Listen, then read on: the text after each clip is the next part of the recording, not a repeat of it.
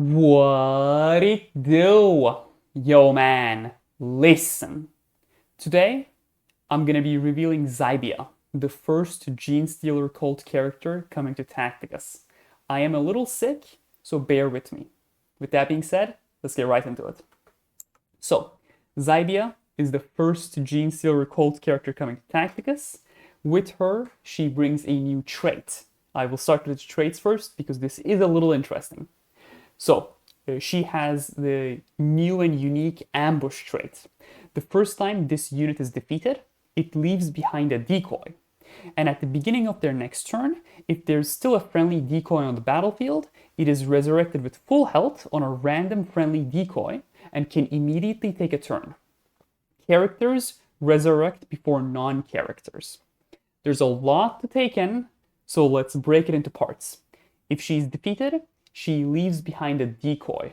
Decoy is similar to a status effect. So she dies, leaves behind a decoy. If you or an enemy steps on the hex with the decoy disappears. Now, if the decoy does not disappear, next round she comes back with full health on a random decoy anywhere on the map. So if there are multiple decoys, there is no way to control which one she's coming to aside from, stepping on the decoys and destroying them. She does take priority over non-character units, which is good as a fallback on, and because of the fact that non-character units can come back, it provides recursion, which is nice. That being said, she has one other trait, that being Psyker. We all know what Psyker does, so I'm not going to cover that. At max rank, she has 5,200 health, 1,000 armor, 1,400 damage stat, and 3 movement. She has 2 psychic hits in melee and 2 range psychic hits in shooting. She has the Tyrannid's crit item, which is 25%. She has a block item and a block booster. At first glance, these stats seem very low, and they absolutely are. However, it's important to understand why they are low. So 3 movement, that's common, it is what it is. 1,400 damage, it is low. However, it is psychic damage, and both her melee and range attack have 2 hits, so it makes sense. It is similar to Ahriman, 1 hit, 2,800 damage, pretty similar. Her health and armor stats being extremely low for her rank is understandable because she's a character that keeps coming back. If you plan her out in the sense that you can deploy a lot of ambush tokens, because there are other ways to deploy ambush tokens aside from dying, she can be good. One thing of note that Nandi confirmed to me, that when she comes back from the ambush token, she does not refresh her active ability. Now, it is good. I'm a little iffy about how frail she is, because remember, I am showing you the stat at Diamond 3 Legendary Winged Star, and even at that, she is extremely frail. So at Diamond 2, Diamond 1, it will be very rough to keep this thing alive. Especially against like Legendary 5 Morty, I think he will run through her paws. So it is what it is. Anyway, let's look at our abilities, yeah? So the first ability is the active ability. It is called Mind Control. All of the stats will be at level 50. This does have a few parts. Targets an enemy unit within 3 hexes that is adjacent to 1 or more friendly units. For this round and the next, that enemy unit deals 800 less damage, takes plus 20% more damage, and becomes taunted by the adjacent unit with the highest current health. A lot of parts. Essentially, the first part, you select something. The thing you select has to have an unit adjacent to it that you control, or allied summons and whatnot. You don't control summons. Well, anyways, we're not splitting hairs. For this round and next, they deal 800 less damage, which is really good, and they take plus 20% damage. Very reminiscent of Roswitha with the plus 20% damage buff. However, it is significantly more applicable than Roswitha, because Roswitha, as you know, requires the target to be a demon, or rather have the demonic trait to give plus 20%. So she is significantly more versatile in her use. You can use this active ability against the side bosses, Rogalorn battle tank and whatnot, bosses that you usually wouldn't be able to use Roswitha on. So that's pretty good. Taunt and reduction in damage is good for arena and like other game modes. However, as you know, I mostly focus on guild raids, So, you know, like it's good. It's a good thing to have. It's just a net positive over the 20%. I do think at first glance she is a relatively good alternative to Roswitha, or if you do not have Roswitha, it is a good way to get the plus 20% damage buff. Her passive is a little different. It is a spiritual leader. I do click on the neophyte stats because it's kind of fun.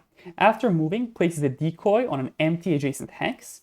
So this is very normal. Like she moves, she places a decoy. Unfortunately, you can't really control where you place it, which is a little random. Enemies can't step on it. It's unfortunate. It is what it is. If there are 2 or more adjacent decoys, summons a neophyte hybrid on one adjacent decoy. Yeah. So neophyte hybrids, they are summons. You know, if you play tabletop, these guys are like the backbone in any list. They have 3000 health, 600 armor, 2300 damage, 3 movement, 1 physical hit, and 2 projectile hits with 2 range. It's good. They do have summon, ambush, and battle fatigue traits. So if they die, they do leave behind ambush tokens, which is good. So this character alone, well, including the summons, they have 2 ways to deploy ambush tokens. 1, dying, and 2, their passive ability, like they moving and deploying, and like technically a third ability through the neophytes dying. So hybrids are extremely frail, but this is good for setting up ambush tokens. The tokens solve a problem that shouldn't exist. Your characters are made out of paper. It is just like the faction identity. Like on tabletop, it is a recursive faction. You know, they die, they come back. It's like they're tricksy and whatnot. I played with it. She's a little too frail, in my personal opinion. She does get destroyed by everything. However, it's something new. It's something different. It is what it is. Now, initial thoughts. Active being a 20% damage buff, not being tied to demons, makes it so Magus can be better than Roswitha into non-psyker bosses, or non-demonic. I kind of do psyker, because, you know, it is what it is. If you're committed to using Neurotrope against the Roguelorn battle tank, for example, she's a good alternative. However, truth be told, aside from Mortarion, Neurotrope isn't really like the best thing into any other boss. I do think she is applicable to side bosses. For example, the Silent King side bosses, they are not demonic, so this character would be able to apply the 20% damage buff for the Nero double hit turn. It is pretty good. However, this is not all like positive and whatnot. She is extremely frail, and I did play with her like outside of like Diamond 3, because I do acknowledge Diamond 3 is very difficult. However, just to put into perspective, 5000 health and 1000 armor at Diamond 3 is low. Assuming most people are not going to get her to Diamond 3, she's going to be even weaker. She truly doesn't have any stats to like fall back on. Tokens make her unreliable, because your character dies and maybe like your summon ends up on a token, or the enemy ends up on a token, or you know, something like that. It is extremely unreliable, and I don't like that, because she's clearly designed around the fact that she will come back with the tokens, but because of the way tokens work, she just feels off to play. Now, for Mortarion, if you want to use this character, like, because you think to yourself, Drapnir, she's a psyker, so she stacks Neurotrope, and she gives a 20% damage buff, so that's pretty good. Mortarion is the ideal target. However, if we look at the team, we'll understand that she becomes less good than we initially think. Why do I say this? Because the room is very compact. Neurotrope, of course, you have to take him. That's like the whole team. Abrax is the best stacker in the game because of the active turn, and then like the Yaskor synergy. Yaskor gives an extra hit to Neurotrope, which nothing else in the game does. Vitruvis does, but it's capped, so it's not as good as Yaskor's hit. People bring Roswitha because of the 20% damage buff.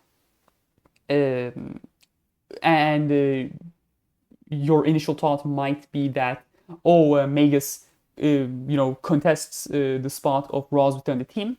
However, Roswitha does have the passive ability, which makes her deal plus 3000 damage against Psykers, which is a lot of damage, especially considering you have 3 hits in melee. Additionally, Roswitha is extremely tanky at the legend. When she's like Diamond 3, 4 stars, that's the one I have her, I think.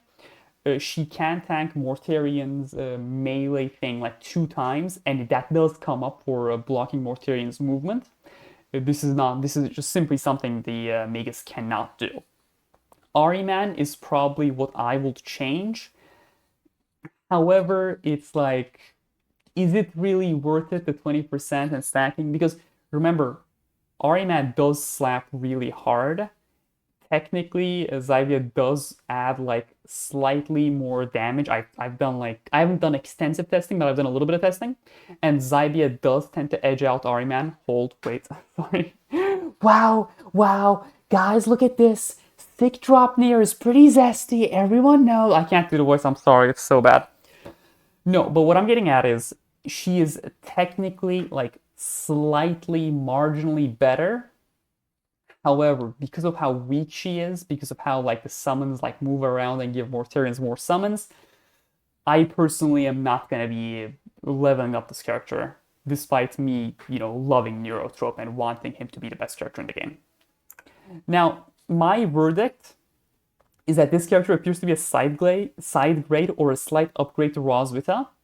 The lack of durability and the unreliability of ambush tokens fails this character. It is unfortunate. Perhaps she will become better with future Genestealer Cult characters if there are other things that interact with ambush tokens in a way where they are reliable, where you can control what happens. Maybe summons have some sort of synergy, similar to what Actus and Gita have. She will become better. However, as is, I will not be spending my resources on upgrading this character. With that being said, I understand that not everyone is me and not everyone has Roswitha. If you do not have Roswitha, but you have Neurotrope and you want to build a Neurotrope team, you should get her. The 20% damage buff is really good. When I say I will not be building her, this is because I have a really good Roswitha that essentially does the same thing. Once again, if you don't have Roswitha, and if you want the Neurotrope team, you should get her. If you have a good enough Roswitha, I think maybe you should hold on to your resources. Now, with all of that being said, like, it's a new character, new faction, it's all very exciting. I like it. I understand that not every character will be meta shifting, and having a side grade that is an upgrade in, like, a side grade in against like normal bosses and an upgrade over side bosses is good. One last note I do want to make about her is that I absolutely respect Snowprince's commitment to the tabletop. I've been saying this for a long time, like Karn the Betrayer is the best example, where if you look at the tabletop, you see how it reflects the tacticus. And I truly appreciate how Snowprint have made it so Genestealer Cult was ass on tabletop for the longest time, like 9th edition, 8th edition, they were not good. And they were good for a little bit in 10th edition, but they're not good anymore. And the first character we get is pretty mediocre. So, I do apologize for like the 6 Genestealer Cult players in the world that watch this video, maybe. Anyways, we have a little bit of laugh, we have fun. I do appreciate you watching my video, especially because, hanging out and like bearing with like me when I'm sick. So thank you very much if you watched all the way to the end. I do appreciate it. Referral code is in the middle of the screen. If you want to enter it, you do get 100 Blackstone shards. However, you can only enter one creator's referral code. So if you want to enter Nandis, Freds, Nox Tempests, or Farseer Suzuku, or whoever, or Kage, just, if you like them more, choose them, right? Of course. I do appreciate it if you do. It means a lot to me. It's a great way to support the channel. Anyways, no more yapping. With that being said, thank you very much for watching the video. I really appreciate you doing so. Have a good day and stay safe.